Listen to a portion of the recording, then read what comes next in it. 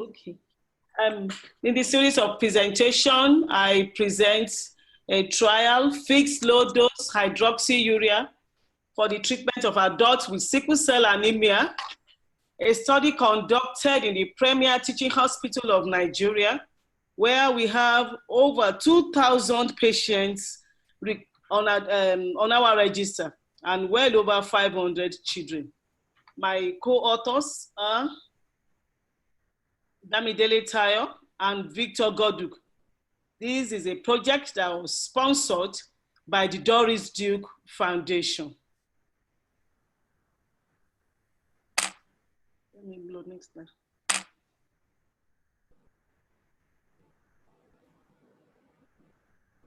By way of introduction, hydroxyurea, also known as hydroxycarbamide, had not been prospectively evaluated before our study.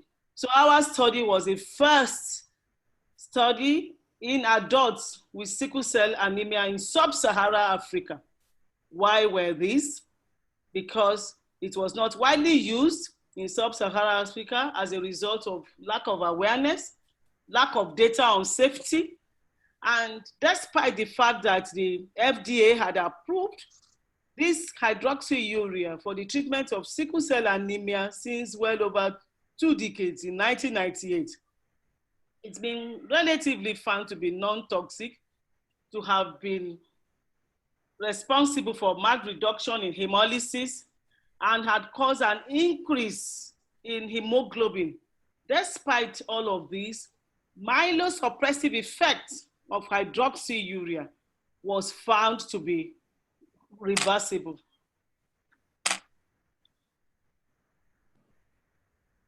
And the implementation of maximum tolerated dose, this regimen where you have to do escalated doses of hydroxyurea from a minimum of 15 milligrams per kg, had been found to be poor, based on the fact that neutropenia was gross, thrombocytopenia also limited maximum effect, and it also required frequent blood testing. And most of the time, therapy was unusually interrupted. Whilst in the MSH study, 54% of the patients had leukocyte, absolute leukocyte count less than 2,000. This did not occur in our patients, and this limited it a lot. However, we compared this study with studies in India and Oman, where only 10 milligrams per kg was used, and there was significant reduction in pain episodes. Next slide. Our study objectives are 3. 1, we wanted to document safety and efficacy of fixed low drug hydroxyurea in Nigerian sickle cell disease patients. Secondly, we wanted to develop guidelines for defining high-risk patients, who were most likely to benefit. Thirdly, and more importantly, we wanted to train local clinical champions, physicians who will be agents of change, who could spread the message, to the value of hydroxyurea therapy in sickle cell disease. Next slide. Our inclusion criteria, mainly we studied homozygous S, or those with S beta thalassemia.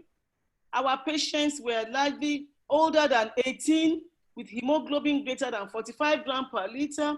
We made sure that neutrophil count was greater than 1,500, platelet greater than 95, and we made sure that alanine transaminase was less than 2 times the upper limit of normal.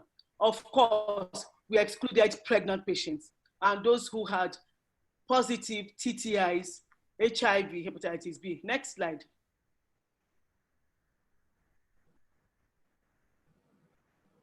Our method was a crossover design.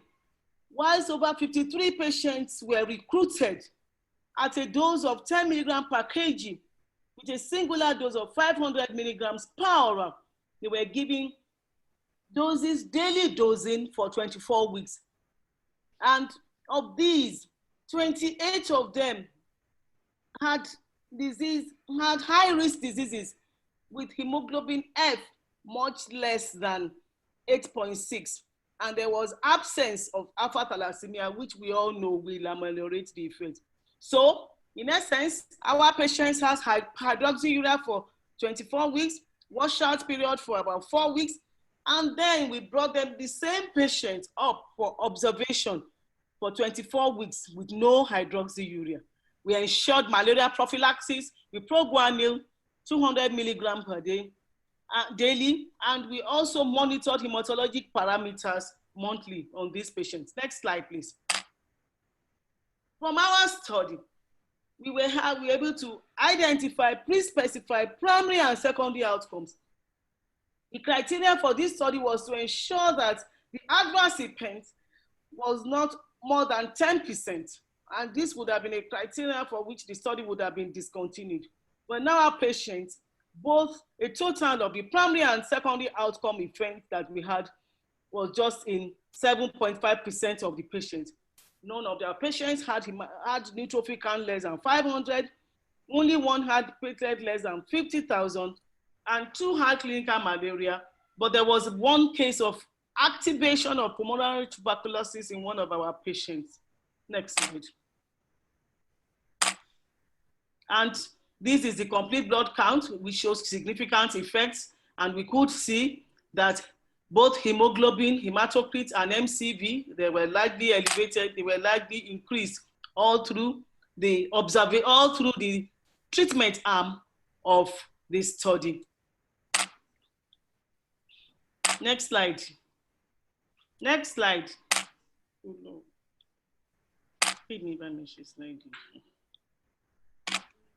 Next slide, okay?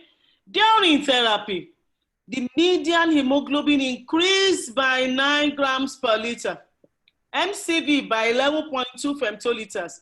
Body weight of our patients at the end of 24 months increased by 3 kilograms on the average, while median white count declined by 2,600. Platelets reduced by 127,000.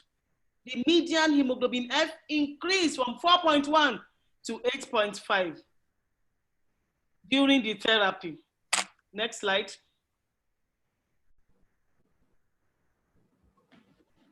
We compared our study with, we compared our study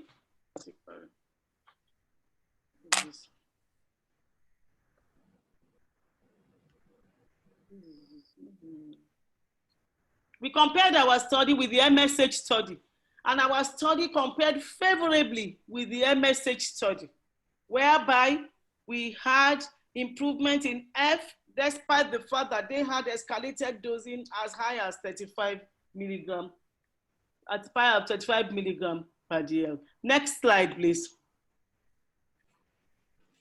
Okay, in the way of complications, by way of complications, you realize that we had non-infectious and infectious complications. But throughout this study, only one patient died all through the 48 weeks of the study. And that patient died during the observation period. But pain crisis, priapism, severe anemia, headache, neurological anomaly, all of these improved all through the therapy. So we had 2.81 episodes per 24 patient months during hydroxyurea.